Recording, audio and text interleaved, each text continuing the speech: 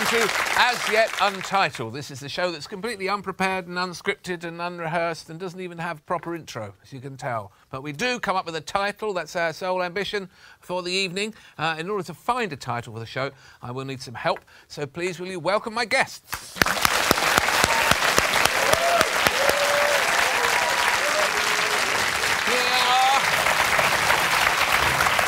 Welcome. Let's see who we have. We have Deirdre O'Kane. Deirdre O'Kane is from an impatient family and has no sense or sensibility when it comes to parking. Deirdre O'Kane is here. Welcome. Chris Addison, lovely to see you, Chris. Chris Addison is bad for business. Yeah, got that on my cards. Got a little card for that. Wes Borge is here. Welcome, Wes. Hi, Alan. Wes has come all the way from Canada to join us. Wes has a special relationship with veg.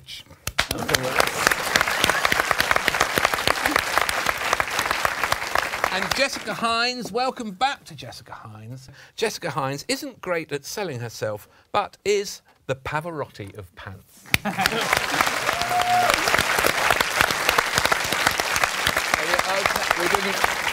We didn't manage to round up a coaster. Well, I wasn't obviously selling that very well, was I? I didn't make enough of a fuss. It's just, I could put my hand, I could just hold it like that. I did a bit of a veto, because we did a couple of records in the afternoon, and it was all getting a bit teapots and saucers. Oh, so you said... I said, no, I don't like that vibe. The teapots and saucers. The teapots and saucers show. But eventually, if you let it kind of carry on like that, you'll have scones by the end of it. People are demanding a sort of an elaborate sort of Japanese tea-making ceremony. Sort of, yeah. Doilies, and then please welcome my guests, and 4 grannies will come in. And then you'll really hear some chat. Yeah. But there's only a step away from one of those 3-tiered cake doodads. Lovely. Yeah. When we got married, my wife and I, we cut the wedding cake and we cut the wrong bit first. Is there a right? There's a What's right the bit. wrong bit? So what's the right bit of the You wedding? cut the groom and the bride in half, or something? No. I cut Kate, you know. Like that. And then it didn't thought it'd be funny. Just horrible silence. No, you're supposed to keep the top bit. Someone will know this in here. You're supposed to keep the top bit, right? For people who couldn't make it. And cut the bottom layer. And then the middle bit's for your next wedding or something. Is that right? I thought it was kept for the baby's christening. Is that right? Isn't that right? The first baby's Yes. christening? Yeah. Do you hear that noise? That's the sort of noise I'm we get finding from this slightly weird. It's kind of like a very demure Klingon court. This thing. But they're very good at confirming things that are true. Like if they hear something that's true, they go. So yeah, a bit for the people who couldn't come, a bit for the christening, and then the bottom bit is for the wedding day. Right. We cut the top layer, and my uncle was just yelling at us. It made him furious. That's wrong! That's wrong! No! Oh, shut up! You're drunk! And I had a big knife. Shut up! Those are the best photos of the thing. Yeah. Yeah, that's great. When we got married, there was I got married in Manchester in November, but in the town hall, and it's outside there was a Christmas market type thing, and somebody very sweetly brought us one of those gingerbread hearts, and they very sweetly brought us one of those, and we didn't have time to do anything with it before we went away on honeymoon, so we just put it on it ended up on the coffee table in our living room in our house, and we came back and it had been eaten through by a mouse, so there were 2 halves of it. Just gnawed us right through the middle. Ooh, was that a symbol? It's terrifying. You come home from your honeymoon and there's a broken heart that was whole. Yeah. Why did it not? You can't. Why I'm asking you. How would you know why it didn't come back for more or go right? I've no idea. It probably went. Oh Christ! Oh, I'm full. I've overdone that. I'm full. Fell off the edge of the table. My heart is full. It probably died. Yes. Yeah, that's why it didn't come back. Found a dead, happy-looking mouse with a paw on its arm. Let's find out. Is ginger poisonous for mice?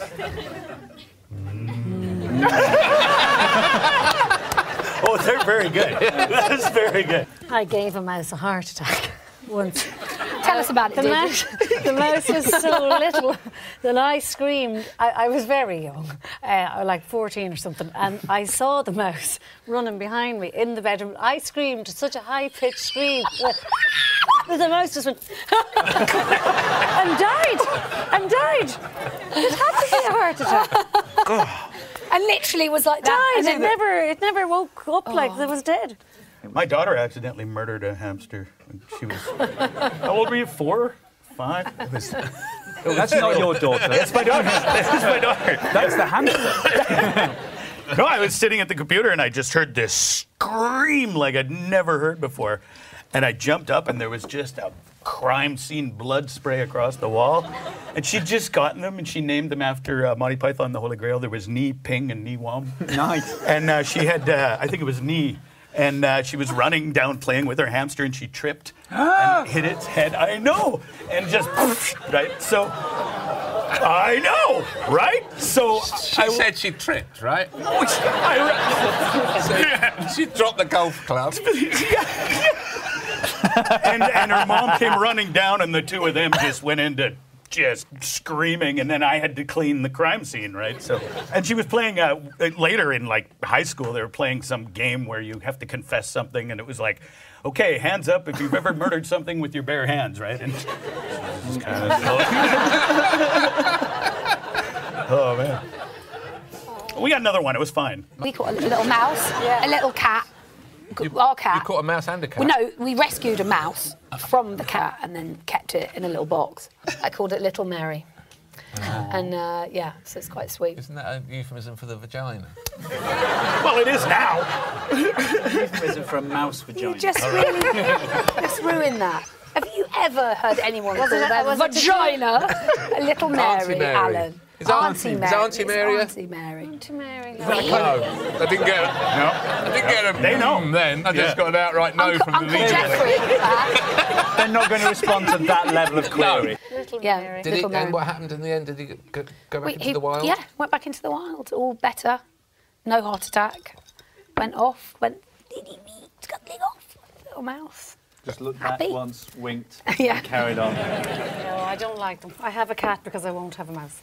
I don't like cats either, but I won't have a mouse. So you got a dog to deal with a cat. I just have the and then cat. I think the song goes a cow I just to have the deal with cat. the dog. I can't be having the mouse. Then you just get it done. Do you put the cat out at night? No. Does it We live? have a cat flap, so she can Oh, it can go in come and and out. go. It treats the place like a hotel. Anyway, Deirdre, listen, I want to know about your impatient family. Is this your family, you and your children? My immediate family. Is it? Yeah, I have 4 siblings, and we all none of us have a proper job. We're all self-employed. Just no patience. I blame my mother for it. We shout at the microwave, that kind of. Do you know what I mean? Yeah, I'm very deeply impatient Because it's person. taking too long, you mean? Everything just takes too long. I can't be doing queues or standing around at all. I don't have any patience at all. I could just snap like that. Anyway, my older sister Liz got a job when she was 21. This is when we got jobs, when we were hireable. And she got a job for British Airways as an air hostess, which she lost. She was fired from that job. This is all to do with the patients. But how it started was she was eventually promoted to being a bursar and looking after people in first class. Now, I don't know how they ever gave her that job because she had a dreadful manner. Absolutely awful manner. I flew with her once from Dublin to London and it was horrific. I couldn't believe she would tea or coffee. She would literally shouting at people, not wanting to serve them. What do you want? That kind of thing. But anyway, she was eventually promoted and she had an American man on who was particularly loud and arrogant and there was not very many pleases or thank yous and he was just doing the same thing. Can I get a coffee? Can I get a this? Can I get... Anyway, she lost. She couldn't handle him at all. And eventually he said, can I get more coffee? So she went down to him and she said as nicely as she could, Sir, would you ever fuck off? Yeah.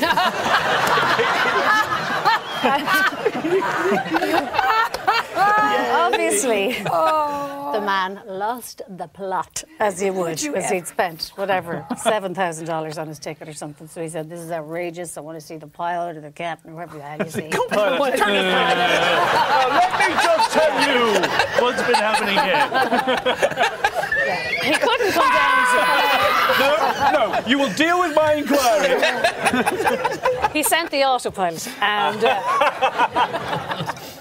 But anyway, whoever came down to the man said, you know, I'm very, very sorry. He explained what had happened and he said, I'm very sorry. And then he went over to my sister, whose name is Liz.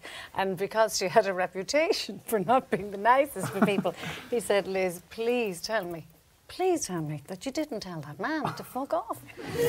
And she said, no, I didn't. God, no, he's mad. Oh, she said, he's been ranting and raving from the minute he got on the flight. He's not right. He's not well. He's bonkers. So he said, oh, all right, OK. So he went over to the man. He said, sir, I apologise. My staff member tells me that she didn't tell you to fuck off. Now, I believe you, and I'm going to take her away, and someone else is going to look after you, and here's some champagne, and blah, blah, blah. And he managed to appease the man anyway, and my sister was sent over to the other side, and it was all very calm until they landed in LAX. And she went back onto her side to get her coat. And he shouted at her. He said, could you get my coat? And she went down to him and she said, I thought I told you.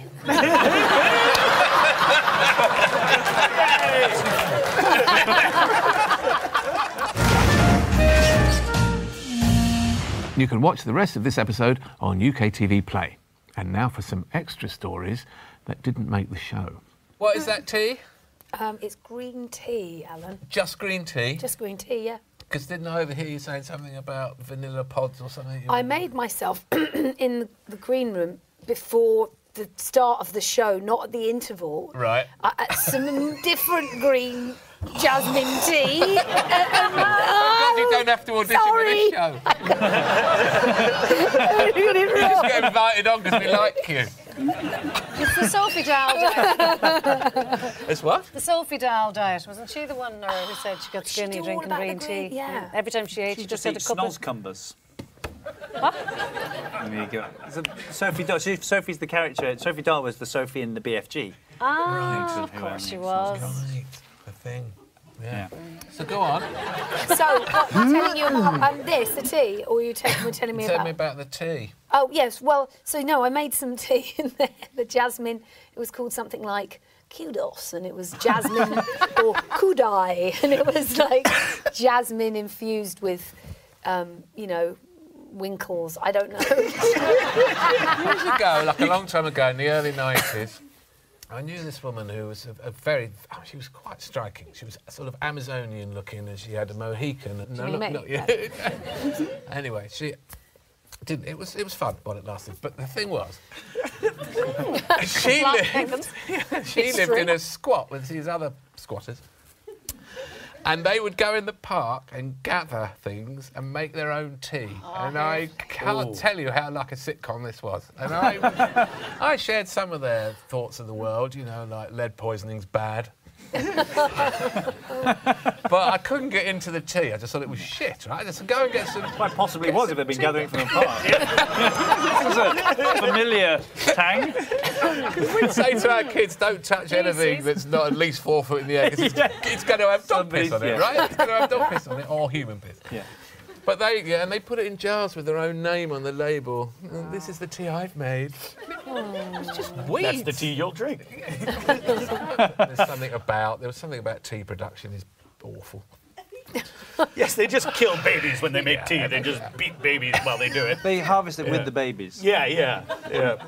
So it's like anything. Mint tea's quite good. Like if you've got mint in your garden and you make mint tea, come on. I mean, you can't knock that. No, it's cheap as chips, and the mint will grow in any condition. It's a great old herb.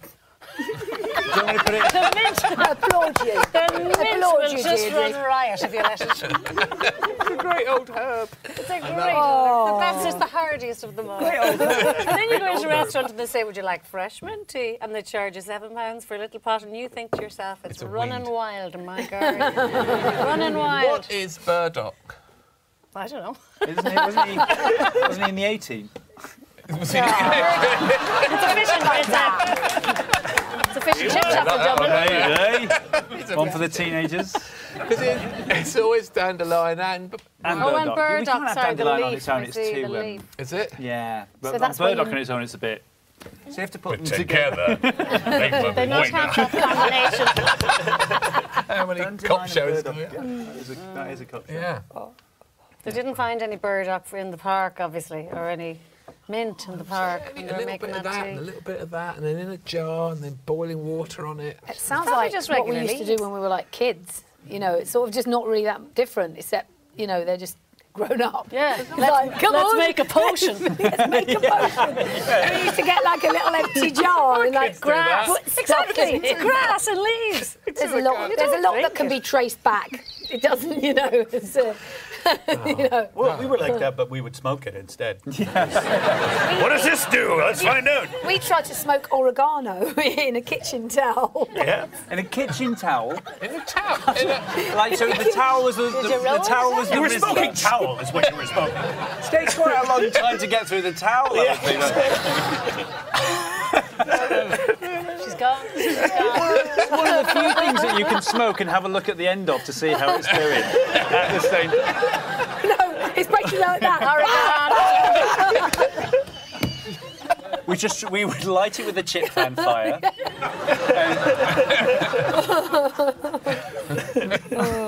And whoever did dried banana skins, did you do that? Yeah. We tried everything.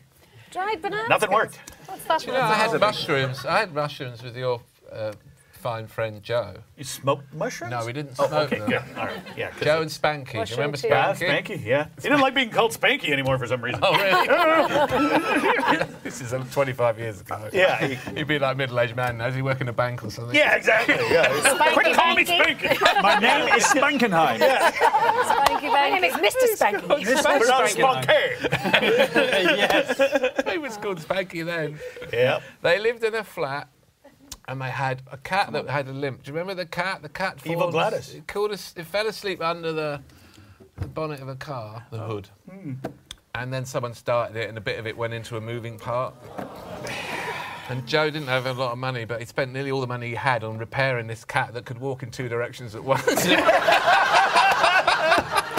And if you, it was really amazing. He had to really think about getting all the legs going in the same direction. If he didn't think properly, one leg went the other way and it just fell off the back of the sofa. But they lived in a kind of a basement-y flat, and so the windows were high up, so the cat had to do one of these cat things. They had to build a kind of series of steps. And it went out. Anyway, then we had magic mushrooms. It's the only time I'd ever had magic mushrooms. And Welcome to Canada. We watched Star Trek. They had a VHS tape that they'd made. They sewed the VHS. Yeah, right. We stitched it together of Star Trek with no credits and no commercial breaks.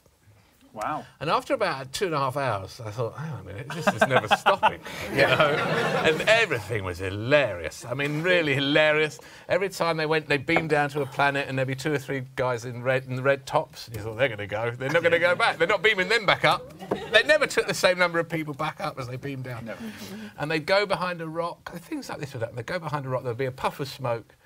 And then Captain Kirk would run round and there'd be just a pair of boots with smoke coming out of them. And they're just hysterical. And then I turned to Spanky or Joe, I forget which, and I said, is there no commercials or credits or anything? And he goes, no, man, it's pure Trek.